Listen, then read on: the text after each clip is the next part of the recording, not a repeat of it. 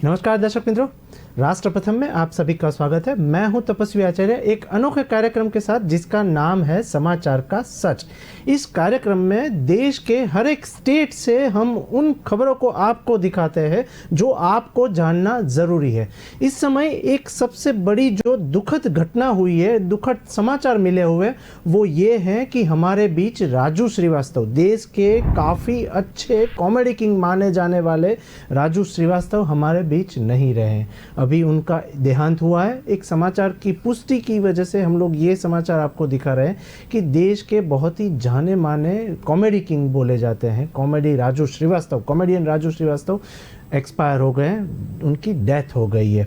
उन्होंने काफ़ी सारे नए शोज़ किए थे, काफ़ी सारे लोक चाहना प्राप्त की थी, काफ़ी सारे शो के ज़रिए वो काफ़ी देश के प्रसिद्ध माने जाने वाले कॉमेडी किंग माने जाते थे, राजू श्रीवास्तव।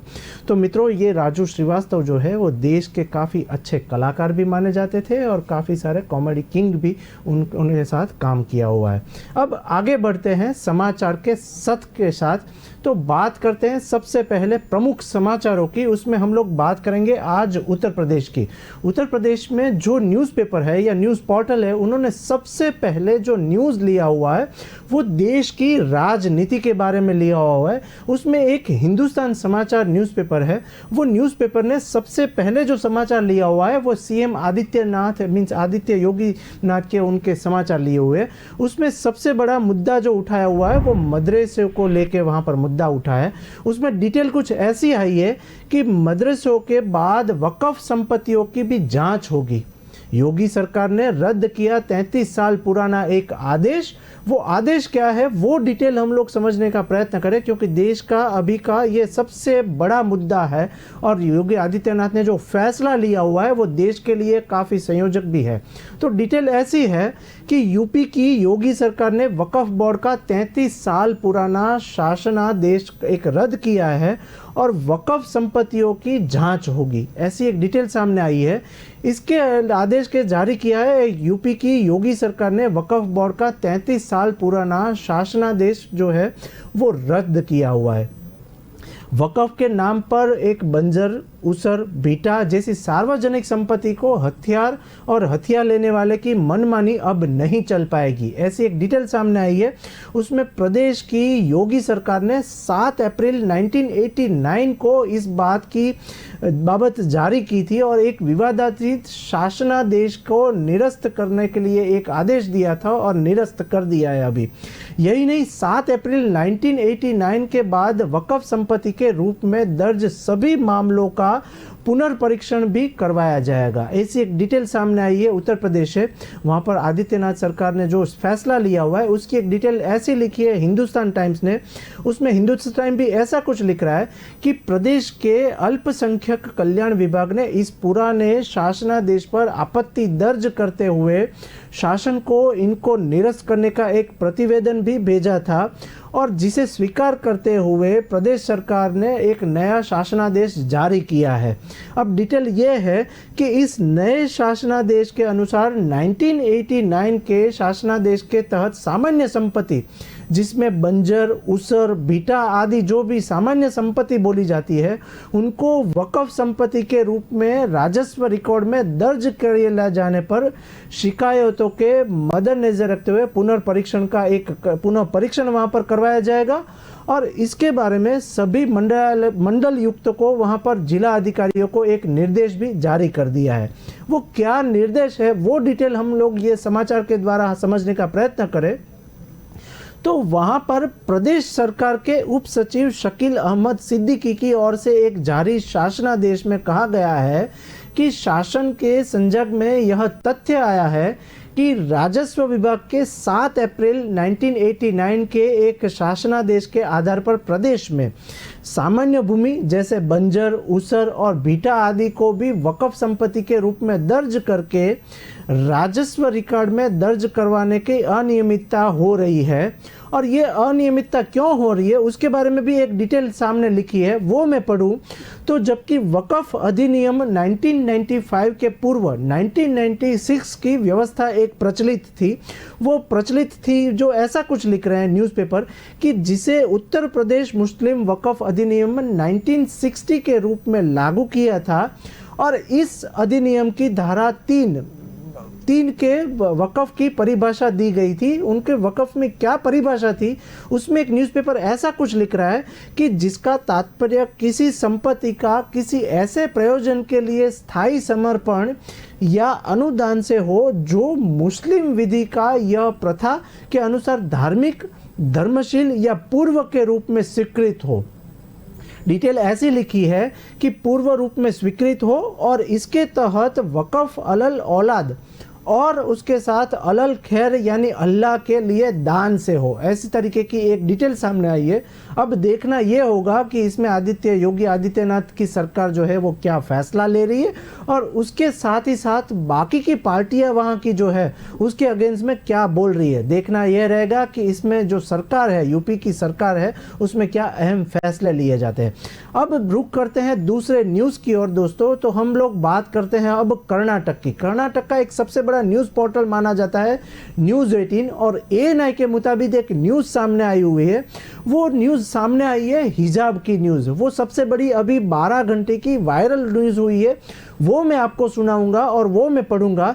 तो डिटेल कुछ ऐसी है कि हिजाब विवाद पर सुप्रीम कोर्ट में कर्नाटक सरकार ने कहा कि 2021 का तक सभी छात्र यूनिफॉर्म पहन रहे थे, लेकिन PFI ने बाकायदे अभियान चलाकर छात्रों को धमकाने का काम किया हुआ है। ऐसी एक सामने आई है डिटेल और उसमें हाईकोर्ट का एक फैसला भी आया हुआ है। क्या है वो फैसला और कर्नाटक सरकार ने क्या किया हुआ है उसके बारे में जो न्यूज़ 18 पोर्टल ने एक डिटेल लिखी है और ANI ने भी एक डिटेल दी है, वो मैं पढ़ूं तो कुछ ऐसा लिख रहे हैं कि कर्नाटक सरकार ने कहा कि राज्य के स्कूल कॉलेज में मुस्लिम लड़कियों के हिजाब पहनने के विवाद के पीछे popular front of India PFI का एक सबसे बड़ा हाथ है।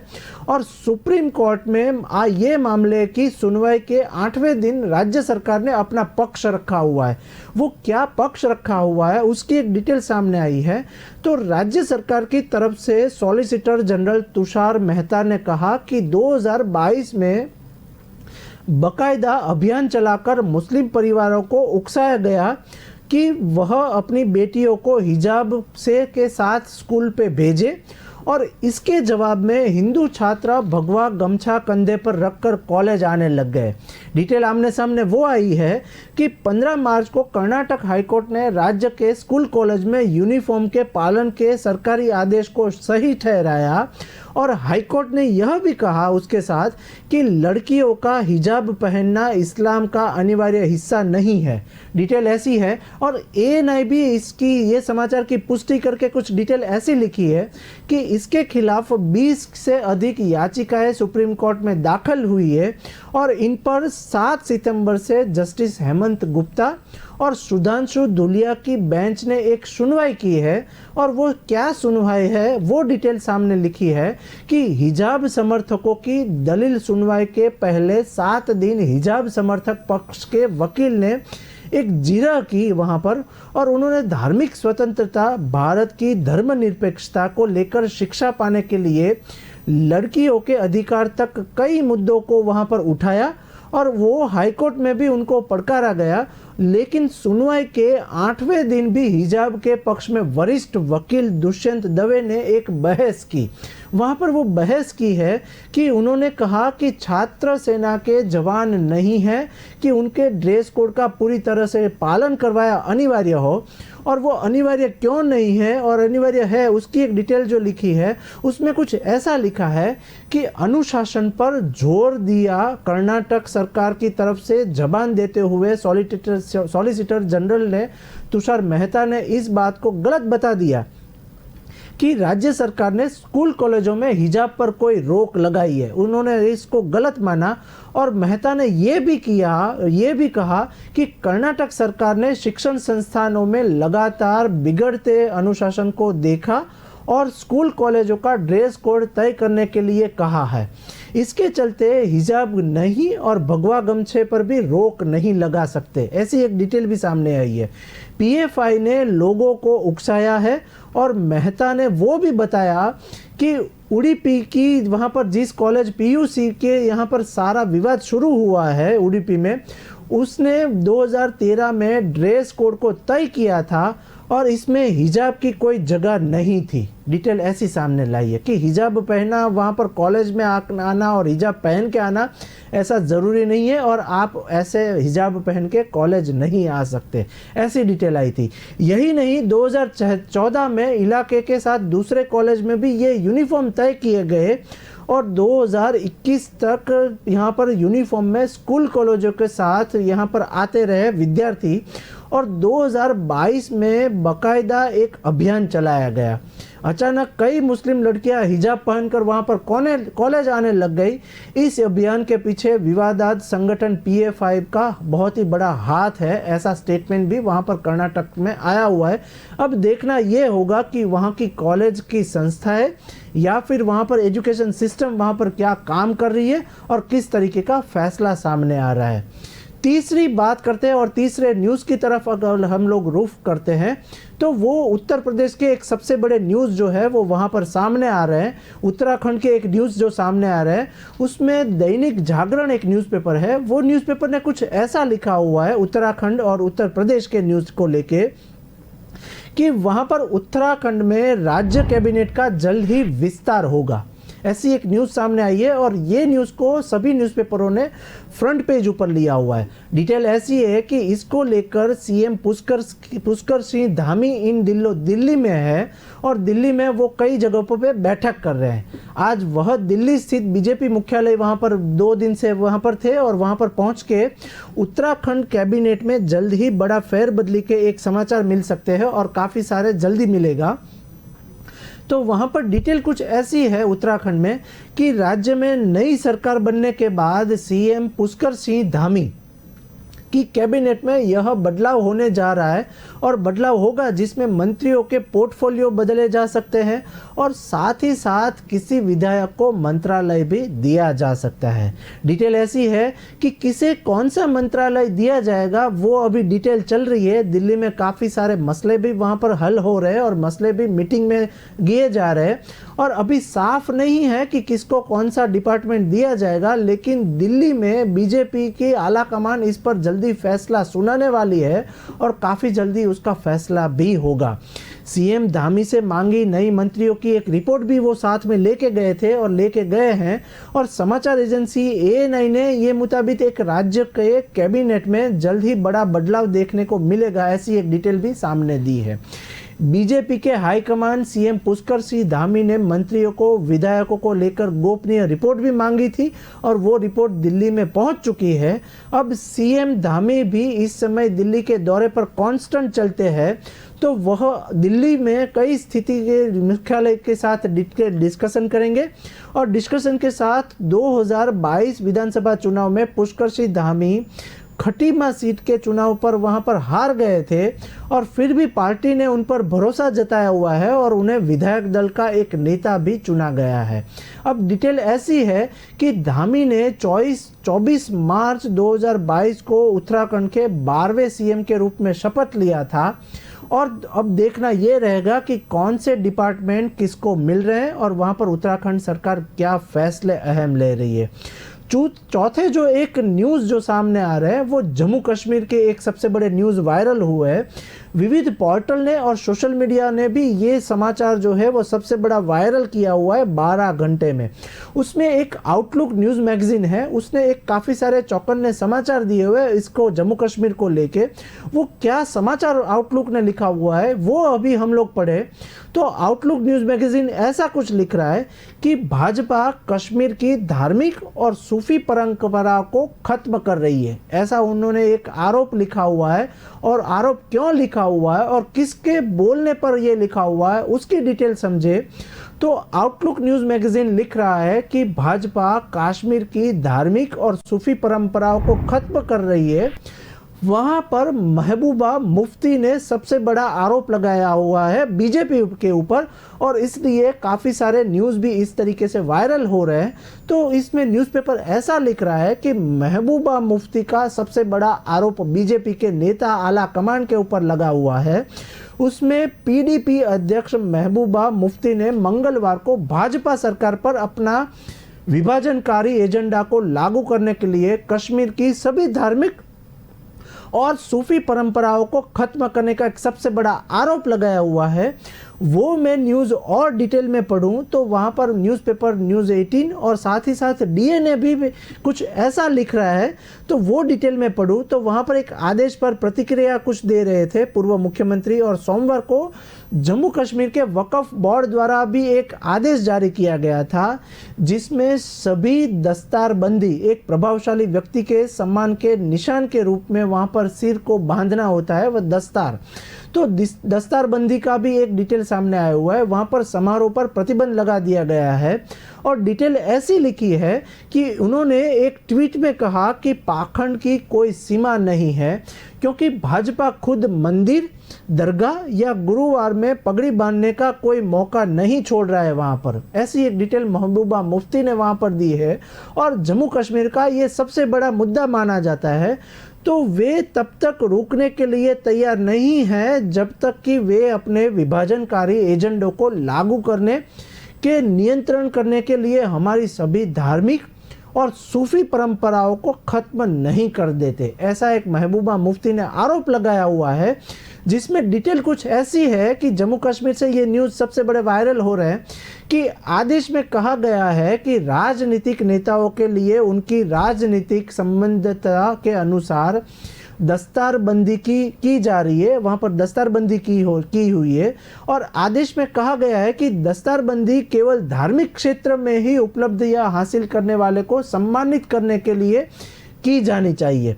डिटेल ऐसी है कि पीडीपी नेता ने कहा कि जम्मू कश्मीर में धार्मिक नेताओं को गिरफ्तार करना, सज्जाद निशानों को उनके पारंपरिक कर्तव्यों का पालन करने के से रोकना, और अब दस्तारबंदी पर प्रतिबंध लगाना, ये एक सारी डिटेल जो है वो आई है जम्मू कश्मीर से।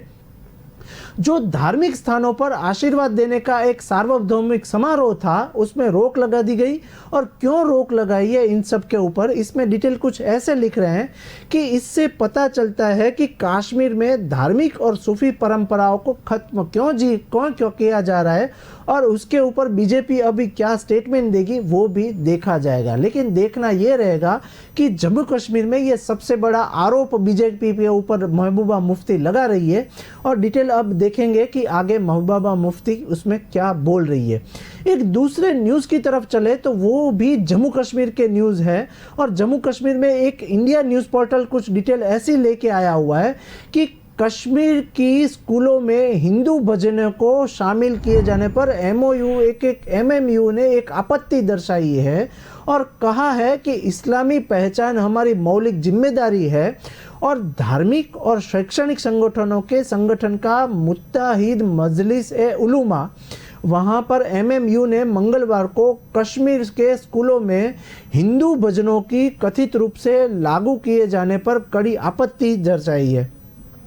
वहाँ पर हिंदू स्कूल जो है वो वहाँ पर भजन गा रहे थे, हिंदू संस्कृति के लिए वहाँ पर भजन संध्या हो रही थी, उसके ऊपर एमएमयू ने एक बहुत ही बड़ी आपत्तिजनक टिप्पणी भी की है, और वो सबसे बड़ी टिप्पणी हुई है वहाँ पर जम्मू कश्मीर में। डिटेल कुछ ऐसी है कि वहाँ पर एमएमयू ने एक बयान किया हुआ है कि हम कश्मीर के स्कूलों में हिंदू भजन गायन को लागू करने पर कड़ी आपत्ति जताते हैं, और वहाँ पर ये न्यूज़ सबसे बड़ा वायरल हुआ है 24 घंटों में।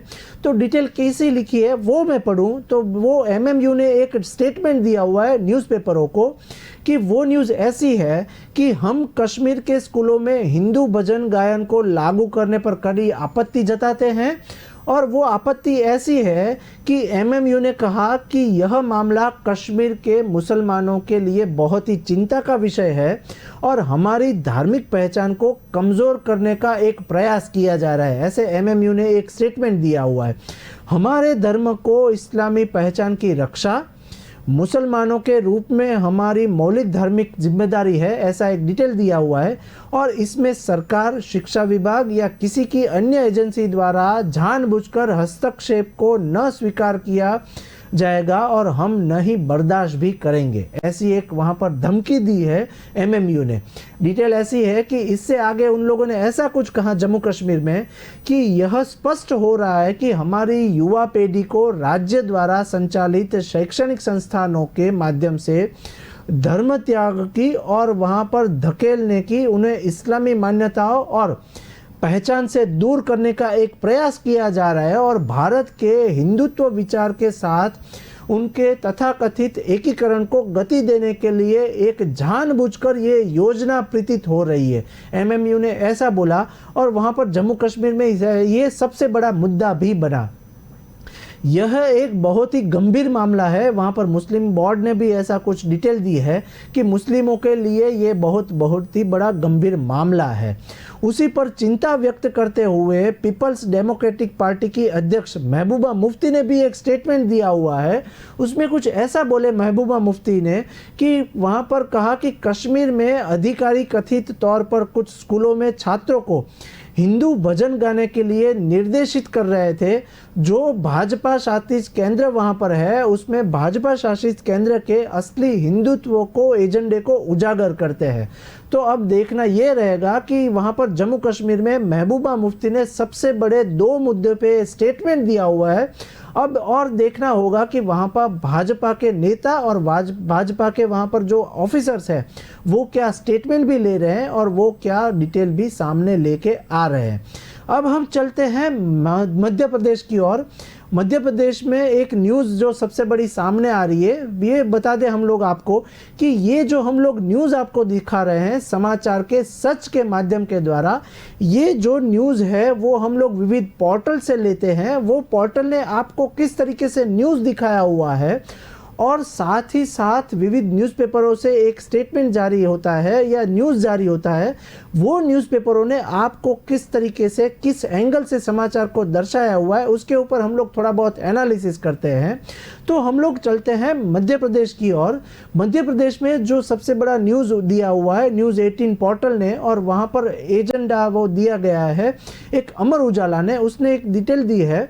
तो वो डिटेल कुछ ऐसी आई है कि जेलर ने पाकिस्तानी बोला फिर कटवा दी और मुस्लिम के युवक की दाढ़ी, ऐसा एक डिटेल सामने आया हुआ है। तो वहाँ पर डिटेल कुछ ऐसी है कि इससे ओवैसी भड़क गए और शिवराज सिंह चौहान की वहाँ पर एक कार्यवाही की, शिवराज सिंह चौहान के ऊपर भी कार्यवाही की एक मांग की है, जिसमें ओवैसी ने एक स्टेटमेंट भी दिया हुआ है।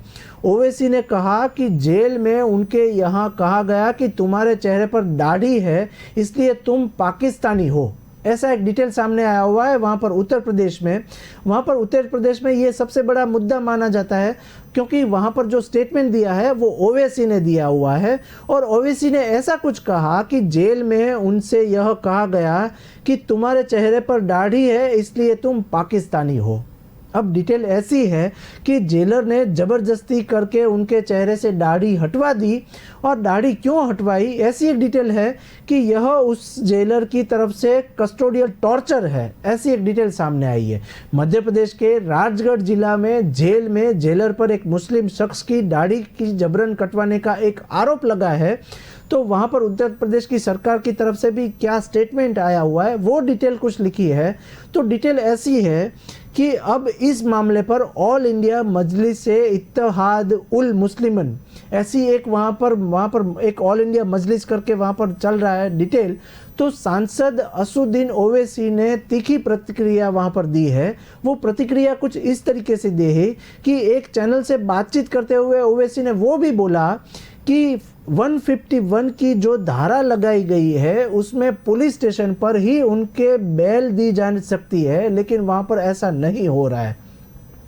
उनको एक मामूली सेक्शन में जेल भेज दिया गया और जेल में उनसे यह कहा गया कि तुम्हारे चेहरे पर जो दाढ़ी है इसलिए तुम पाकिस्तानी हो, और जो जेलर ने ज़बरदस्ती करके उनकी कस्टोडियल वहाँ पर टॉर्चर कर रहे हैं और दाढ़ी निकलवाने के लिए वहाँ पर टॉर्चर हो रहा है। उस जेलर को यह बात मालूम होगी कि यह धार्मिक स्वतंत्रता के अधिकार का सबसे बड़ा हनन है और मध्य प्रदेश में मुसलमान की आबादी 7वीं सदी है, 7वीं सदी वहाँ पर आबादी है, जबकि मध्य प्रदेश के जेलों में अंडर ट्रायल मुसलमान 14% वहाँ पर अंदर है। अंदर डिटेल ऐसी है कि जबकि मध्य प्रदेश की जेलों में अंडर ट्रायल मुसलमान 14% है, इससे साफ दिखता है कि किस तरह का भाजपा की सरकार वहाँ पर अल्पसंख्यक समुदाय के लोगों के साथ अन्याय कर रहे हैं। ऐसा ओवैसी ने एक स्टेटमेंट भी जारी किया हुआ है। दाढ़ी रखने से कोई पाकिस्तानी नहीं हो जाता, इस तरीके से डिटेल दी है कि क्या दाढ़ी रखेंगे तो हम लोग पाकिस्तानी हो जाएंगे, ऐसा एक क्वेश्चन मार्क भी एक न्यूज़पेपरों ने वहाँ पर डिटेल देके वहाँ पर फ्रंट पेज पे बॉक्स बना के दिया हुआ है। अगर किसी भाजपा के नेता के चेहरे पर दाढ़ी है और किसी जेलर की हिम्मत होगी क्या उन्हें पाकिस्तान बोलने की, इस तरीके का एक डिटेल भी ओवैसी ने दिया हुआ है। अब देखना ये होगा कि मध्य प्रदेश की शिवराज सिंह चौहान से मांग करते हुए ओवैसी ने कहा है कि सिर्फ जांच से नहीं होगा, क्योंकि कड़ी धाराएं लगाए और जेलर को जेल भी भेजा जाए, ऐसी एक मांग उठी है, तभी कुछ इंसाफ की उम्मीद नज़र आ रही है। वहाँ पर ओवैसी कुछ ऐसा बोले कि अब जेल में जेलर ही हिंदुत्व विचारधारा से प्रभावित हो चुके हैं। बता दें कि जेल से बाहर आने के बाद जीरापुर में रहने वाले कलीम खान ने जेलर पर कई गंभीर आरोप लगाए हुए हैं। उनका वहाँ पर कहना है कि 14 सितंबर को जेलर ने उन्हें पाकिस्तानी कहते हुए उनकी दाढ़ी कटवा दी थी। जेल से छूटने के बाद फ्राइडे को उन्होंने समाज के लोगों को साथ कलेक्टर पहुंचकर इसकी शिकायत भी की है। इस मामले में भोपाल से कांग्रेस विधायक आरिफ मसूद ने भी मंगलवार को गृह मंत्री नरोत्तम मिश्रा को एक विज्ञापन के साथ डिटेल दी और उसने एक पेपर भी रखा हुआ है। उन्होंने दोषियों पर कई कार्यवाही करने की एक मांग भी की थी। तो ये डिटेल जो पूरी दी है डीएनए न्यूज़पेपर और दैनिक उजाला न्यूज़पेपर ने ये दी डिटेल है। अब एक बात करें हम लोग हरियाणा की। हरियाणा की एक सबसे बड़ी न्यूज़ जो वायरल हुई है तो वो हरियाणा न्यूज़ पोर्टल से उठाई है और वहाँ पर न्यूज़ पोर्टल कुछ ऐसा लिख रहे हैं। वहाँ पर एक दूसरा न्यूज़पेपर भी है अमर उजाला, इसने एक न्यूज़ की पुष्टि की है और ये न्यूज़ जो आया हुआ है उसमें डिटेल लिखा हुआ है कि खट्टर सरकार का एक सबसे बड़ा फैसला वहाँ पर सामने आया हुआ है। हरियाणा में अप्रचलित 56 पुराने कानून के किए जाएंगे खत्म, ऐसी डिटेल सामने आई है। राज्य के मुख्य सचिव शुक्रवार को एक हरियाणा में चिन्हित किए गए 56 में से 20 पुराने अप्रचलित कानूनों को निरस्त कर दिया गया है और ऐसी एक डिटेल सामने आई है।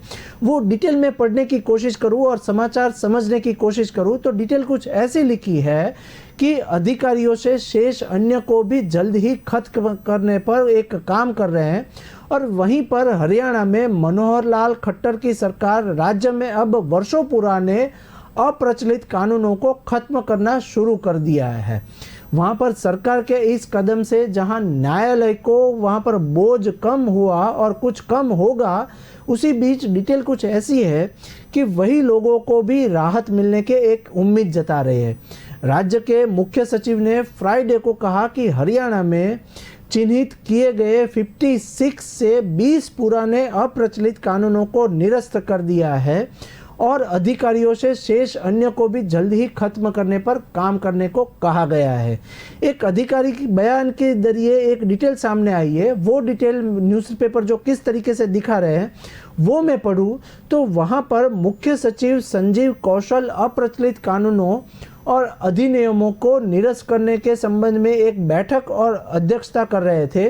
वहाँ पर डिटेल ऐसी है कि इन कानूनों को वापस लेने का फैसला हरियाणा राज्य समीक्षा समिति की सिफारिश के बाद किया गया था और वहाँ पर राज्य के मुख्यमंत्री के निर्देश पर गुरुद्वारा आयोग के आयुक्त जस्टिस वहाँ पर इकबाल सिंह की अध्यक्षता में समिति का एक गठन किया गया और उसमें कई सारे फैसले भी लिए गए।